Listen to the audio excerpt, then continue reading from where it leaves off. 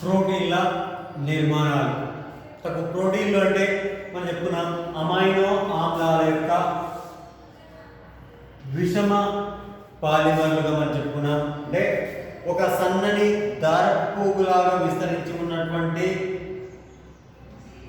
Amino ఆమ్లాల యొక్క వరుసనే మనం ఇక్కడ ప్రోటీన్లు అని చెప్పుకున్నాం. అయితే ఈ ప్రోటీన్లను మనకు రసాయన శాస్త్రంలో సాధారణంగా వాటి యొక్క అణు సాంకేతికాల రూపం లోపల NaCl, MgCl2 మొదలగున అంటే వాటి యొక్క సాంకేతిక రూపం లోపల ఇది ఆ ప్రోటీన్లను సూచిస్తారు.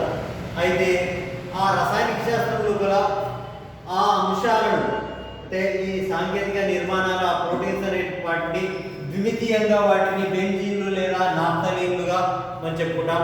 అదే భౌతిక శాస్త్రంలో అయితే వాటి యొక్క ఆకారాన్ని అణు నిర్మాణాన్ని బట్టి త్రిమితీయ అణు నిర్మాణాన్ని చెప్తారు.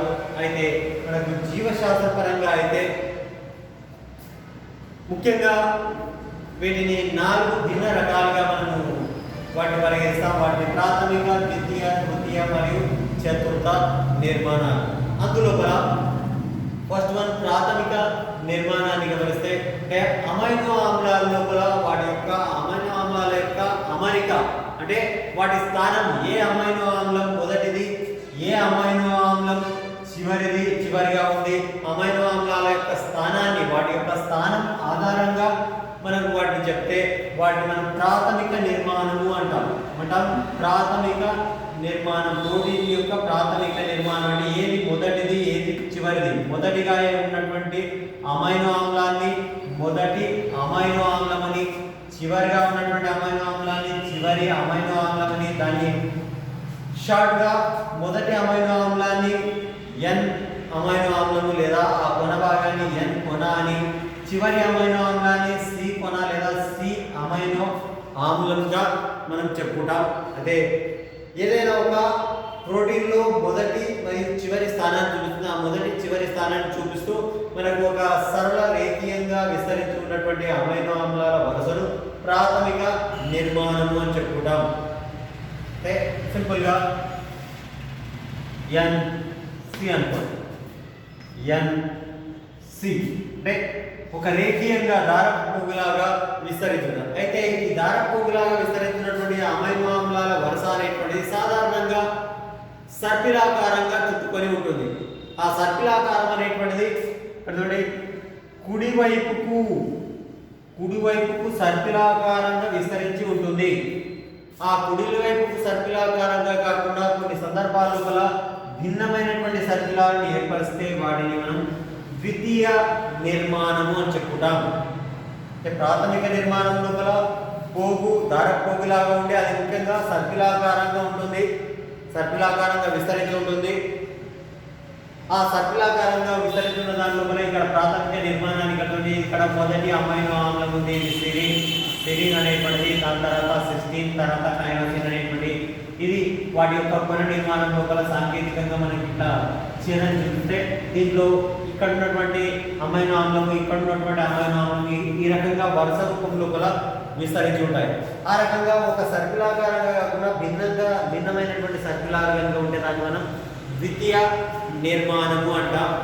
ముఖ్యంగా ప్రాథమిక నిర్మాణమైన ద్వితీయ నిర్మాణమైన N నుండి C కొన దిశగా మనం వాటిని పరిగణిస్తాం. N కొనని మొదటి అమైనో ఆమ్లమని ఉన్నటువంటి అమైనో ఆమ్లాన్ని మొదటి అమైనో ఆమ్లమని, C కొన వైపు విస్తరించినటువంటి C అమైనో ఆమ్లము లేదా చివరి కొనగా మనం పేర్కొంటాం.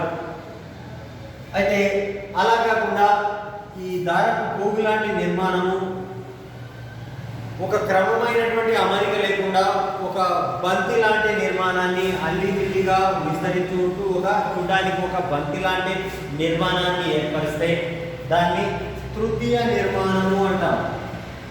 ప్రాథమిక నిర్మాణం అనేటువంటిది ఇది N నుండి C కొన వైపు దారపు పోగులాగా ఒకవైపు సర్పిలాకారంగా ఉంటే, ద్వితీయ నిర్మాణం అనేటువంటిది ఒకవైపు కాకుండా రెండో వైపు కూడా అంటే వేరు వైపు లోపల సర్పిలాకారంగా విస్తరించి ఉంటే దాన్ని మనం ద్వితీయ నిర్మాణము అంటాం. అలా కాకుండా తృతీయ నిర్మాణం అనేటువంటిది ఒక బంతిలాగా అల్లిబిల్లిగా విస్తరించి ఒక బంతి లాంటి నిర్మాణాన్ని ఏర్పరిచే దాన్ని మనం తృతీయ నిర్మాణము అంటాం. అలా కాకుండా ఒకటి కంటే ఎక్కువ ప్రోటీన్ భాగాలు లేదా ఆ అణు నిర్మాణాలు అనేటువంటి బహుభుజి ఆకృతి లోపల లేదా ఇతర భిన్న ఆకృతి లోపల రెండు పోగులుగా విస్తరించి ఉంటే దాన్ని మనం చతుర్థ నిర్మాణము అంటాం. దానికి ఎగ్జాంపుల్ గా మనకి ఇక్కడ గమనిస్తే హిమోగ్లోబిన్ అనేటువంటిది ఉంది. హిమోగ్లోబిన్ లోపల 4 ఉప ప్రమాణాలు అనేటువంటి విస్తరించి ఉంటాయి. అందులోపల మానవుని హిమోగ్లోబిన్ లోపల 4 ఉప ప్రమాణాలు ఉంటాయి. 2 ఆల్ఫా రకము 2 బీటా రకానికి ఉప ప్రమాణాలు ప్రోటీన్ ఉప ప్రమాణాలు విస్తరించి ఉంటాయి. అంటే ఒకే రకమైనటువంటి కాకుండా 2 ఆల్ఫా రకము 2 బీటా రకం అంటే భిన్నమైనటువంటి ఆ ఉప ప్రమాణాలతో నిర్మితమైనటువంటి దాన్ని మనం ఇక్కడ చతుర్థ నిర్మాణము అంటాం. ఇవి ప్రోటీన్ యొక్క ప్రాథమిక, ద్వితీయ, తృతీయ మరియు చతుర్థ నిర్మాణాలు.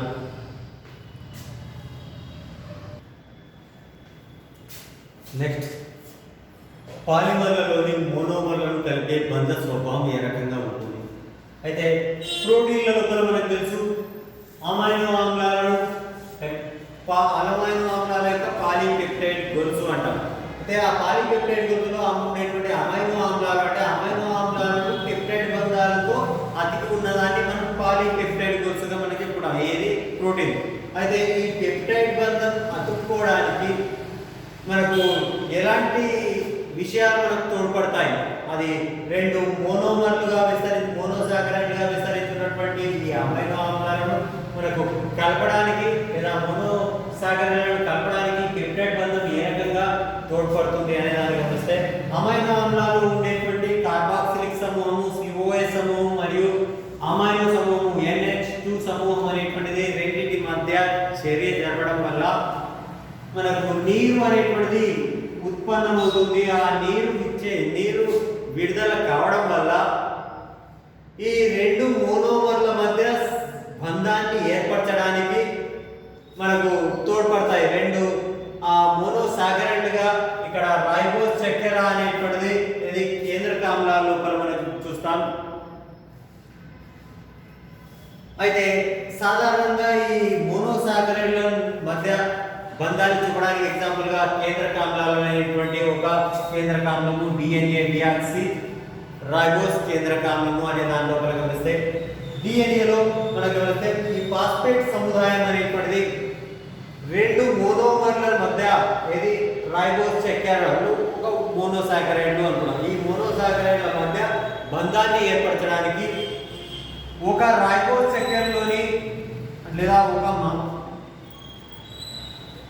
మోనోసాకరైడ్ ముఖ్యంగా ఇది ఒక న్యూక్లియోటైడ్ గా ఉంటుంది. కాబట్టి ఒక న్యూక్లియోటైడ్ లోని రైబోస్ చక్కెరలో ఉన్నటువంటి 3వ కార్బన్ కు కదండి సింపుల్ గా దాన్ని నంబరింగ్ చేస్తాం. 1వ కార్బన్ ఇక్కడ, 2వ కార్బన్, 3వ కార్బన్, 4వ కార్బన్, ఇది ఒకటి, 5వ కార్బన్.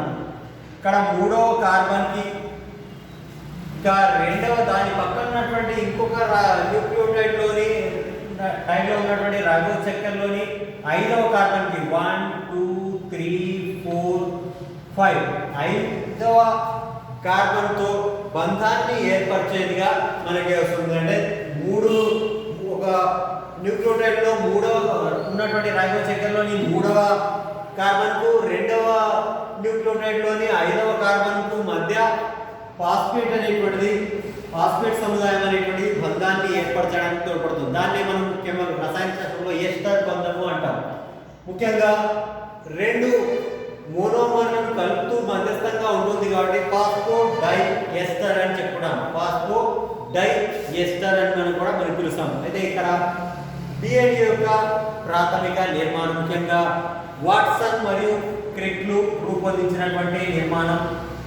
వాట్సన్ మరియు క్రిక్ రూపొందించినటువంటి DNA ద్విసర్పిల నిర్మాణాన్ని గమనిస్తే మనకు ఒక న్యూక్లియోటైడ్ పోత అనేటువంటిది 5 ప్రైమేట్ కోన్ నుంచి 3 ప్రైమేట్ కోన్గా విస్తరించి ఉంటే దానికి వ్యతిరేకంగా ఉన్నటువంటి ఆ పోచ లోపల 3 నుండి 5 ప్రైమేట్ కోన్ దిశగా మనకు ఈ పోచలు 2 పోచలు మనకు అతుక్కొని సర్పిలాకారంగా విస్తరించి ఉన్నటువంటి నిర్మాణాన్ని DNA ద్విసర్పిల నిర్మాణాన్ని వాట్సన్ మరియు క్రిక్లు రూపొందించడం జరిగింది. ఇక్కడ నుండి 5 ప్రైమేట్ ఏంది 3 ప్రైమేట్ ఏంది అనే దాన్ని మనం గమనిస్తే ఇక్కడ ఐదవ కార్బన్ తో ఎండ్ అయింది కాబట్టి ఇది 5 ప్రైమ్ ఎండ్ కోణం. ఇక్కడ మూడవ కార్బన్ తో ఎండ్ అయింది కాబట్టి ఇది 3 ప్రైమ్ ఎండ్ కోణం. ఓకే, ఇది ఒక పోత, అది ఒక పోత. ఇక్కడ చూడండి, ఈ పోతలోని ఈ భాగాన్ని మనం అక్కడ తీసుకున్నాం. ఇక్కడ ఉన్నటువంటిది ఏంటి, ఇది 5 ప్రైమ్ ఎండ్ కోణం, ఇది 3 ప్రైమ్ ఎండ్ కోణం, ఇది 3 ప్రైమ్ ఎండ్ కోణం, ఇది 5 ప్రైమ్ ఎండ్ కోణం. ఇక్కడ మనం గమనిస్తాం. అందులో ఇక్కడ రైబోస్ స్ట్రక్చర్ లో మనకు ఒక న్యూక్లియోటైడ్ లోపల థైమిన్ అనేటువంటిది వేరొక పోచలోని అడినిన్ తో 2 హైడ్రోజన్ బంధాలను ఏర్పరుస్తుంది. అదే గ్వానిన్ అనేటువంటిది సైటోసిన్ తో 3 హైడ్రోజన్ బంధాలను ఏర్పరుస్తుంది. అందులో అడినిన్ మరియు గ్వానిన్ అనేటువంటి ప్యూరిన్లు గాను, ఇంకా థైమిన్, ఇంకా సైటోసిన్ అనేటువంటి పిరమిడిన్లు గాను మనకు డిఎన్ఏ లోపల ఉంటాయి. డిఎన్ఏలో ఉండేది అడినిన్ మరియు గ్వానిన్ అనేటువంటి ప్యూరిన్లు గాను, సైటోసిన్ థైమిన్ అనేటువంటిది పిరమిడిన్లు గాను, అడినిన్ మరియు థైమిన్ కు మధ్య 2 హైడ్రోజన్ బంధాలతో మనకు ఇంకా చెప్పుకుంటే ఈ న్యూక్లియోటైడ్ వరుస అనేటువంటి వెన్నుపూసలాగా, ఇది వెన్నుపూసలాగా విస్తరించి ఉంటే ఆ వెన్నుపూసలను అనుబంధించేవిగా, కలుసుకునేవిగా ఇది ఈ నత్రజని క్షారాలు జతలుగా కూడతాయి. ముఖ్యంగా ఇంకా చెప్తే ఇక్కడ సర్పిలాకారంగా విస్తరించి ఉంటాయి 2 పోతలు. కాబట్టి ఈ పూర్తి సర్పిలం లోపల 10 నత్రజని క్షార జతలు విస్తరించి ఉంటాయి. 10 నత్రజని క్షార జతలు అంటే పూర్తి పొడవు మనం గమనిస్తే 3.34 ఆంగ్స్ట్రామ్ యూనిట్స్, 34 ఆంగ్స్ట్రామ్ యూనిట్స్ లేదా 34 నానోమీటర్స్ అనుకోండి. 3.4 నానోమీటర్స్ సింపుల్ గా ఆంగ్స్ట్రామ్ యూనిట్స్ వస్తుంది. 34 ఆంగ్స్ట్రామ్ యూనిట్స్ ఉంటుంది. అయితే 2 నత్రజని క్షార జతల మధ్య దూరాన్ని మనం గమనిస్తే 3.4 ఆంగ్స్ట్రామ్ యూనిట్స్ కలిగి ఉంటుందని చెప్పుకోవచ్చు. ఇది 2 నత్రజని క్షారాల జతల మధ్య. అయితే ఎన్ని సర్పిలాలు ఉన్నాయి అనే దాన్ని బట్టి ఆ డిఎన్ఏ యొక్క పొడవును కూడా మనం చెప్పవచ్చు. ఇది మనకు డిఎన్ఏ వాట్సన్ మరియు క్రిక్లో రూపొందించినటువంటి డిఎన్ఏ లేదా కేంద్రక ఆమ్లం యొక్క నిర్మాణం. అంటే 2 మోనోమర్ల మధ్య మనకు బంధ స్వభావం కలపడానికి ఏ రకంగా ఇక్కడ అమైనో ఆమ్లాల లోపల మనకు లేదా ఇక్కడ కార్బాక్సిలిక్ సమూహము మరియు అమైనో సమూహాల మధ్య మనకు బంధం చర్య జరిగినప్పుడు, నీరు విచ్ఛేదనం జరిగినప్పుడు, నీరు విడుదలైనప్పుడు ఆ సందర్భంలో ఫాస్ఫేట్ అనేటువంటిది బంధాన్ని ఏర్పరచడానికి, ఎస్టర్ బంధాన్ని ఏర్పరచడానికి తోడ్పడుతుందని చెప్పుకోవచ్చు. ఇది మనకు న్యూక్లియోటైడ్లలో ఉండేటువంటి ఈ బంధాలు, ఫాస్ఫేట్ బంధం ఏ రకంగా ఏర్పడుతుందని.